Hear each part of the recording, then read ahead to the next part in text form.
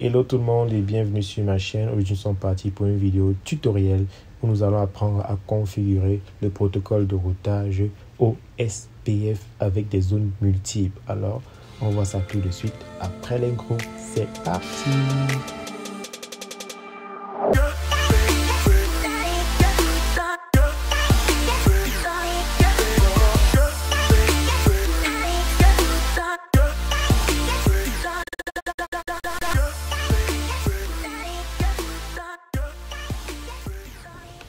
Ok, ici nous allons utiliser deux zones en fait. On va utiliser la zone 0, area 0, la zone 1, area 1. Ok, ici nous n'allons pas nous attarder sur certaines choses déjà. Si vous débutez dans la configuration de OSPF, je vous invite à regarder ma vidéo précédente où j'explique plus en détail certaines notions. La vidéo précédente dans la configuration d'une simple zone. Je m'attarde aussi beaucoup sur des explications bien précises. Et également dans le canal Telegram où je donne déjà une explication sur certaines choses. Donc ici, déjà, le R4 par exemple, le R4 ici, c'est ce routeur. C'est dans ce routeur, on considère que par exemple ce routeur implémente RIP. Si ce routeur implémente RIP, étant donné qu'il sera connecté à R1, R1 va être appelé maintenant ASBR, tout simplement Autonomous System Border Router, parce qu'il est connecté à un autre domaine de routage. Et maintenant R2. R2, puisque ces interfaces, il a deux interfaces dans des zones. Par exemple, ces deux interfaces dans des zones différentes, Area 0, Area 1, il est appelé ABR, Area Border Router. Et maintenant ici, R3, n'est-ce pas, puisque toutes ces interfaces sont dans une seule zone, qui est Area 1, il est appelé routeur interne. Voilà, donc on a plusieurs types de routeurs. On a les routeurs ABR, ASBR, routeurs internes et on a aussi des routeurs de bordure, voilà, de backbone, dans le protocole OSPF. Maintenant, une fois que j'ai expliqué ça, on peut déjà se priver donc de cette représentation puisque ce n'est pas l'objet de notre vidéo. On va donc effacer et on va se concentrer sur ces trois routeurs-ci. On va d'abord commencer par agresser cette machine. On va donner une adresse IP à 192, suivez bien le rythme parce que je ne vais pas m'arrêter sur certaines choses. 192.168.10.2, on va mettre le masque et on met la passerelle. 192.168.10.1. Ok. Maintenant que nous avons fait ça, on entre maintenant au niveau de ce PC et on commence d'abord par l'agresser.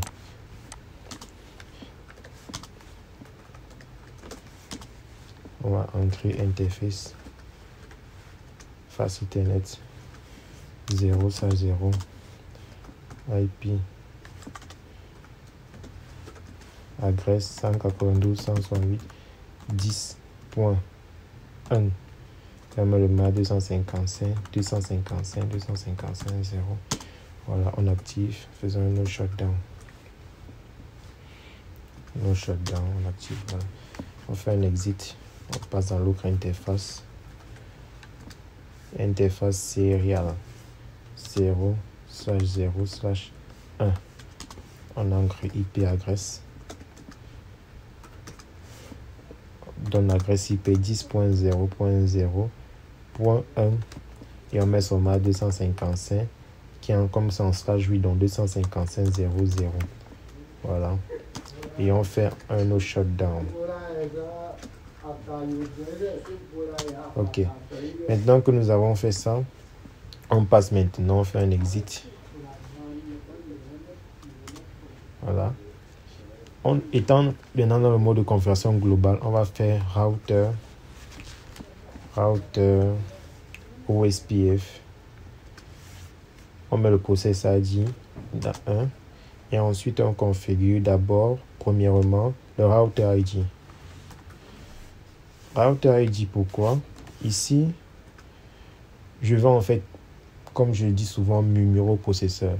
Je veux donner mes propres valeurs au processeur.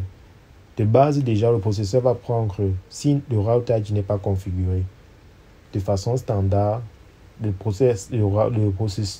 routage OSPF va prendre l'adresse de loopback, la plus grande adresse de loopback au niveau du routeur ID, parce qu'il a besoin en fait de ça dans son processus de routage. Donc, si ce n'est pas configuré, il va aller puiser maintenant dans la plus grande adresse de loopback. S'il ne trouve pas l'adresse de loopback, il va aller puiser dans sa plus grande adresse de ses interfaces, en fait.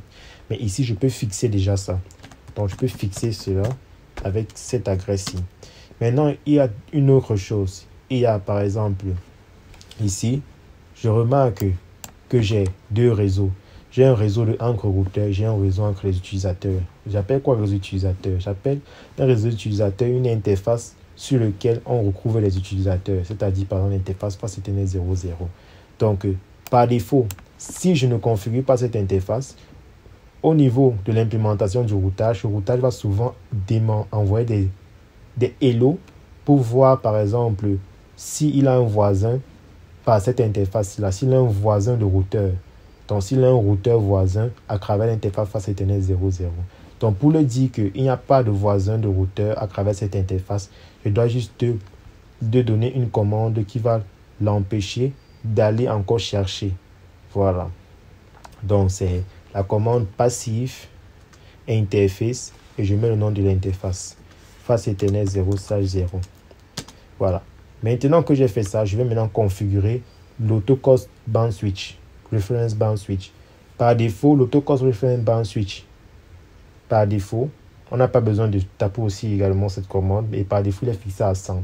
100 pourquoi? Parce que avant, on utilisait les interfaces face Ethernet. Par exemple, pour l'interface face Ethernet, le débit ici est à 100 mégas. Pour les interfaces Ethernet, le débit à 10 mégas. Donc, en calculant le coût qui est égal à 100 sur le débit. Donc, pour face Ethernet, on aura 100 sur 100, le coût sera égal à 1. Et pour les faces Ethernet, on aura 100 sur 10, par exemple. Le coût sera égal à 10. Donc, ce qui fait que dans les nouvelles technologies, on a le gigabit Ethernet, les interfaces de gigabit Ethernet.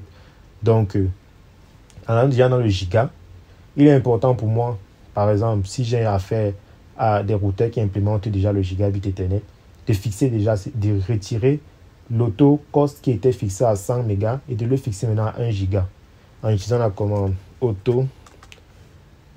autocost reference band switch. Je le fixe à 1 giga. Donc, quand il va trouver une interface de gigabit Ethernet, il va faire juste 1000 sur 1000. Ça va donner 1. Le coût, la métrique va donner 1 pour déterminer le chemin. S'il trouve une interface face Ethernet, il va faire 1000 sur 100. S'il trouve une interface Ethernet, il va faire 1000 sur 10. Voilà un peu à quoi sert cette commande. Donc, une fois que j'ai fixé ça, je peux maintenant mettre network. Je vais mettre 192.168.10.0. Je mets le masque inversé 0.255.255.255 et je mets la zone area 0. Je valide et je mets l'autre network qui est 10.0.0.0 et son masque inversé qui est tout simplement 0.255.255.255 area 0. Voilà. Une fois que j'ai fait ça, je fais un N et je passe sauvegarder mes configurations. OK. Maintenant, je passe au routeur suivant. Ce routeur-ci, qui est le routeur ABR, comme je l'ai dit ici, ABR. Maintenant, quand je entre dans le routeur ABR, je vais d'abord commencer par l'agresser.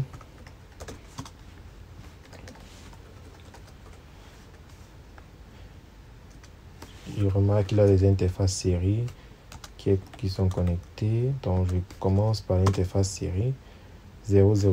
Je fixe l'IP adresse. Voilà, à 10.0.0.2. Et je mets le masque 255.0.0.0.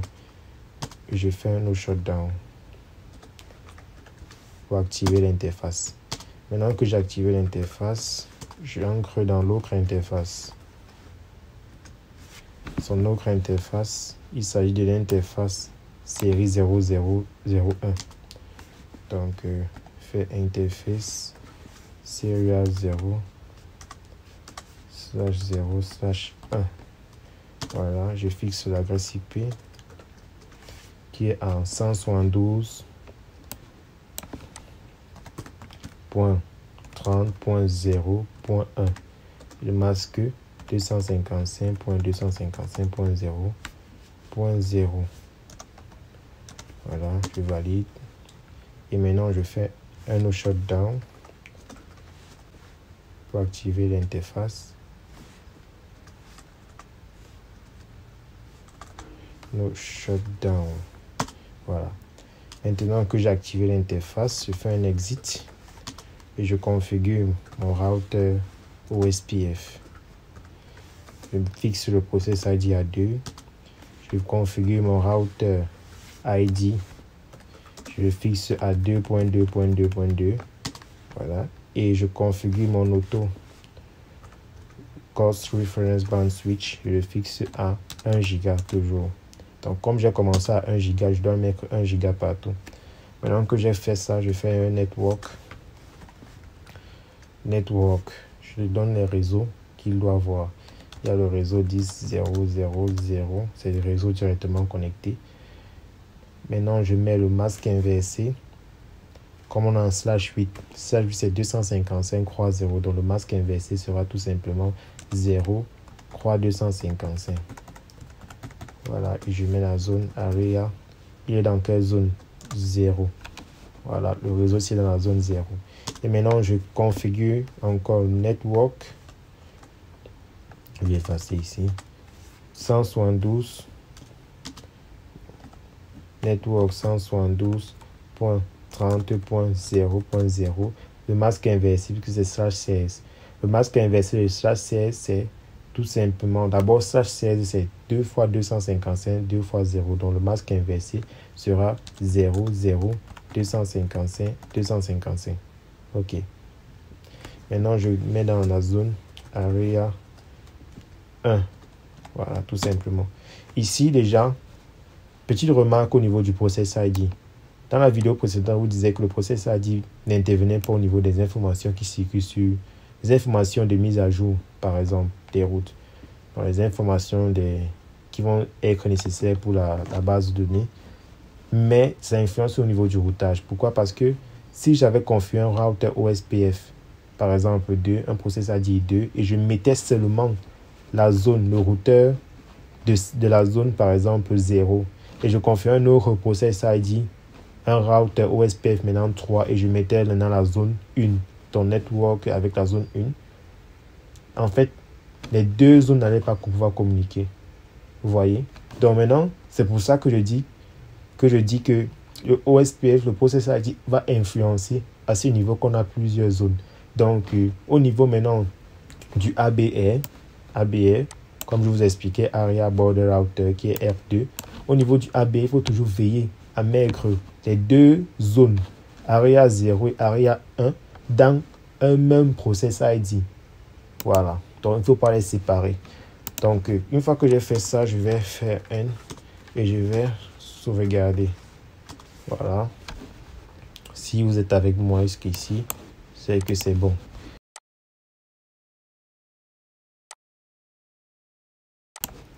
Maintenant, on va passer au dernier routeur. Conft. On va ancrer dans l'interface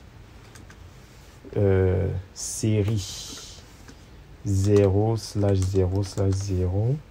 On va fixer l'adresse IP à 172.30.0.2. On met le MAC 255.255.0.0. Voilà, et on met nos shutdown. Pour activer l'interface. Voilà, maintenant on fait un exit et on part dans l'interface. Interface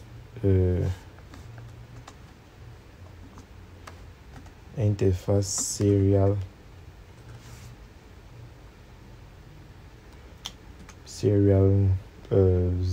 non, interface face Ethernet. Attention, nous sommes en interface face Ethernet. Voilà. Là, comment configurer le serial. Dans l'interface face Ethernet 0/0. Voilà. Maintenant qu'on est là-bas, on va fixer son adresse IP, IP, adresse adresse 172.24.0.1. Voilà. Et on met le masque 255.0 et 0. On valide et on fait un no shutdown pour activer l'interface. Une fois l'interface activée, on va faire un exit. On va ancrer dans router OSPF 3. Maintenant, on va mettre d'abord le router ID. Voilà, on va mettre le router ID, on va le fixer à 3.3.3.3. On va fixer l'auto reference band switch à 1 giga toujours. Et maintenant, on va mettre le network. Avant de mettre le network, on va lui dire que l'interface face Ethernet 000, c'est un réseau d'utilisateurs. Donc, on va le mettre à passive interface. Donc, pour que le routeur ne parte pas chercher un autre routeur à travers cette interface, puisque derrière cette interface, il n'y a pas d'autre routeur, il n'y a que les utilisateurs. Donc, on va mettre passive interface face Ethernet 0/0. Voilà. Une fois qu'on a fait ça, on va maintenant mettre network. On va faire 172.24.0.0, le masque 0.0.255.255 et la zone area 1. On valide et on fait enfin le network. C'est quel réseau déjà? 172.30.0.0, le masque inversé 00, 255 area 1 toujours. Et on valide et on fait N. On sauvegarde les configurations WR. Ok. Maintenant que c'est fait, on peut maintenant tester la connectivité. Avant ça, on va d'abord agresser cette machine. Voilà. On agresse cette machine avec 172.24.0.2. On met le masque. On met la passerelle 172.24.0.1. Voilà. Vérifier que la machine s'y a agressée. Oui, elle avait agressé au début. Maintenant que c'est fait, je vais maintenant pinguer. Donc, je viens sur cette machine et je pars maintenant pinguer l'autre machine de cette zone différente qui est dans la zone 0. Donc, je vais faire un ping tout simplement vers la 192.168.10.2. Valide. Ici, la table AIP est en train de se construire parce que les premiers paquets sont envoyés sur le réseau. Il faut construire la table AIP, voir les chemins. Maintenant que la table AIP est construite, c'est pour ça qu'on a les premiers pertes. Maintenant, on voit la connectivité passe. Je relance les pings, la connectivité passe très bien. Donc, je vais aussi venir tester les pings ici. Étant ici, je vais faire le ping en faisant un ping vers le PCC qui a pour adresse IP 172.24.0.2. Vous voyez, le ping passe. Donc, voici comment on configure. Maintenant, au niveau des tables, on va consulter maintenant les tables. Ici, on va consulter les différentes tables qu'on peut avoir. Donc, on va consulter d'abord premièrement la table de routage. Show IP route. Show IP route nous montre maintenant les routes disponibles. On a cette route-ci et cette route-ci, O pour OSPF. On va consulter également la table du voisin, table des voisins par exemple, qui on appelle la LSA tout simplement pour Link State Advertisement. C'est la table des voisins. En faisant la commande show IP OSPF neighbor. Voilà, on voit bien les voisins. Vous voyez qu'on arrive à voir son voisin ici et son autre voisin. Vous voyez, neighbor ID. Donc l'ID du neighbor du voisin qu'on a fixé 111 là, qu'on avait fixé ici. Et l'ID de l'autre voisin ici, de de ce routeur, voilà, qu'on avait fixé à 3.3. Vous voyez? Si on n'avait pas fixé ça, ça allait prendre l'adresse IP de ça, la plus grande de ces adresses IP. Donc, il allait prendre l'adresse IP de ces interfaces et mettre ici, là. Ou mettre l'adresse IP de la loopback. Donc, comme on a fixé, vous voyez que on arrive déjà à identifier facilement. Vous voyez, on a le dead time, les adresses, les interfaces. Maintenant, on va consulter maintenant la base de données. Ben, ça, c'est une petite base de données.